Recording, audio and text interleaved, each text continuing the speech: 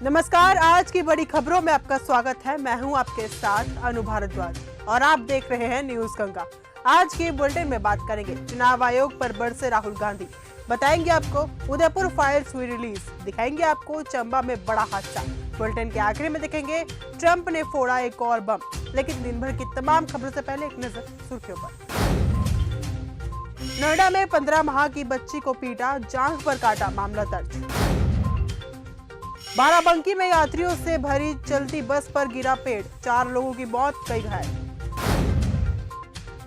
पानी में डूबी इमारतें, फैला हुआ मलबा, इसरो ने जारी की धराली तबाही की सैटेलाइट तस्वीरें। चुनाव आयोग पर बरसे राहुल गांधी। कांग्रेस के नेता और सांसद राहुल गांधी ने एक बार फिर चुनाव आयोग को निशाने पर लिया है। उन्होंने शुक्रवार को बेंगलुरु में एक रैली को संबोधित करते हुए कहा कि महाराष्ट्र के लोकसभा चुनाव में हमारा गठबंधन जीत जाता, लेकिन 4 महीने बाद बीजेपी विधानसभा चुनाव जीत जाती है। हमने पता लगाया है कि चुनाव में गड़बड़ी हुई थी। चिराग पासवान के बयानों से एनडीए परेशान। सूत्रों का कहना है कि बीजेपी नेतृत्व जल्द ही चिराग के साथ एक और मुलाकात करेगा, जिसमें उन्हें बिहार चुनाव को देखते हुए विवादित बयानों से परहेज करने के साथ साथ एनडीए के प्रति एकजुट दिखाने और नेतृत्व को लेकर भ्रम पैदा करने वाले बयानों से बचने के संदेश दिए जाएंगे। चंबा में बड़ा हादसा। हिमाचल प्रदेश के चंबा में कार हादसे में 4 लोगों की मौत हो गई है।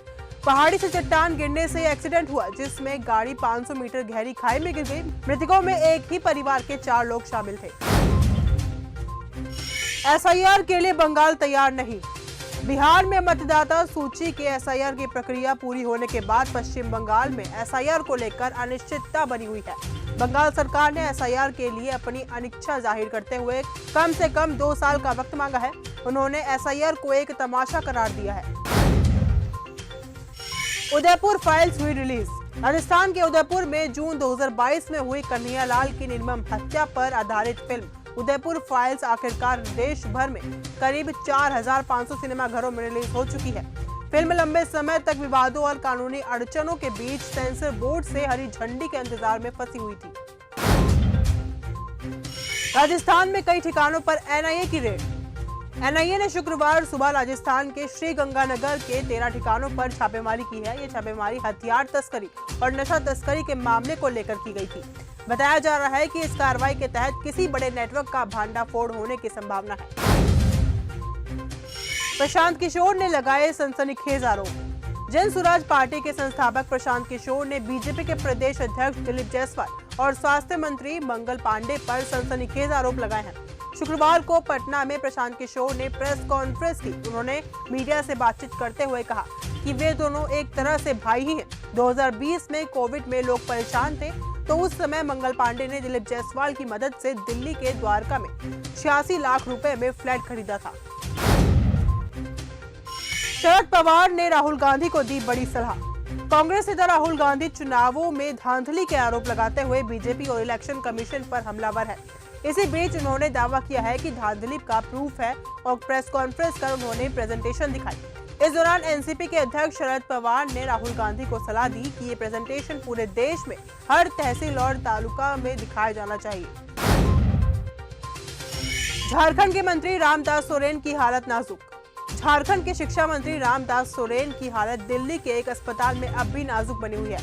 अस्पताल सूत्रों ने ये जानकारी दी है। पिछले सप्ताह गिरने के कारण ब्रेन में गंभीर चोट आने के बाद उन्हें अस्पताल में लाइफ सपोर्ट सिस्टम पर रखा गया है। गयाजी में एसआई अनुज कश्यप ने की आत्महत्या। गयाजी में शुक्रवार की सुबह एक एसआई का फंदे से लटका शव मिला, जिसके बाद हड़कंप मच गया। यह आत्महत्या का केस माना जा रहा है। मृतक एसआई अनुज कश्यप की मीडिया जेल में तैनाती थी। आत्महत्या का कारण अभी पता नहीं चल सका है। इस घटना के बारे में अनुज कश्यप के घर वालों को सूचना दे दी गई है। पुलिस भी इस मामले की जांच में जुटी हुई है। कपिल शर्मा को लॉरेंस गैंगस्टर ने दी धमकी। कपिल शर्मा के कैनेडियन रेस्टोरेंट में एक बार फिर फायरिंग हुई है। वही लॉरेंस ग्रुप के गैंगस्टर हैरी बॉक्सर का ऑडियो सामने आया है, जिसमें उसने फायरिंग की जिम्मेदारी लेते हुए कहा कि सलमान खान को उद्घाटन कार्यक्रम में बुलाने की वजह से फायरिंग की गई थी और जो भी सलमान के साथ काम करेगा उसे मार दिया जाएगा। तापसी पन्नू की हुई गोद भराई रस्म। तापसी पन्नू बॉलीवुड की टैलेंटेड एक्ट्रेस में से एक है। एक्ट्रेस सोशल वर्क भी करती है। कुछ टाइम पहले एक्ट्रेस ने नन्ही फाउंडेशन के नन्ही कली प्रोजेक्ट के तहत 100 बच्चियों को अडॉप्ट किया था। वहीं हाल ही में वे इस एनजीओ में अपने पति संग पहुंची थी। इस दौरान उनका न केवल शानदार वेलकम किया गया, बल्कि यहाँ उनकी शादी के 1.5 साल बाद गोद भराई की रस्म भी की गई। ट्रंप ने फोड़ा एक और बम। जानकारों की माने तो गोल्ड टैरिफ की खबरों के बाद अगले 1 महीने में गोल्ड की कीमतों में तेजी देखने को मिल सकती है। वैसे इंटरनेशनल मार्केट में सोने के दाम में इजाफा देखने को मिल चुका है और कॉमेक्स मार्केट में गोल्ड के दाम रिकॉर्ड लेवल पर पहुंच गए हैं। गाजा पर होगा इजराइल का कब्जा। इजराइल ने गाजा पर कब्जा करने की योजना को मंजूरी दे दी है। प्रधानमंत्री नेतन्याहू के अनुसार सिक्योरिटी कैबिनेट ने हमास के खिलाफ एक योजना को एक्सेप्ट कर लिया है। गाजा में व्यापक तबाही के बाद ये फैसला लिया गया है। हजारों फिलिस्तीनियों की मौत हो चुकी है और लाखों बेघर हो गए हैं। बिहार चुनाव से पहले ईसी का बड़ा फैसला। ईसी ने बिहार चुनाव से ठीक पहले बड़ी घोषणा की है। आयोग ने शुक्रवार को बताया कि चुनाव अधिकारियों समेत तमाम कर्मचारियों को मानदेय को बढ़ा दिया जाएगा। सबसे ज्यादा मानदेय प्रिसाइडिंग ऑफिसर को मिलेगा।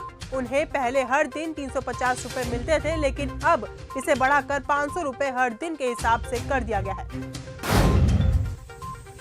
तो आज के इस बुलेटिन में सिर्फ इतना ही। देश और दुनिया की तमाम खबरों के साथ ऐसे ही जुड़े रहने के लिए देखते रहिए न्यूज़ गंगा। धन्यवाद।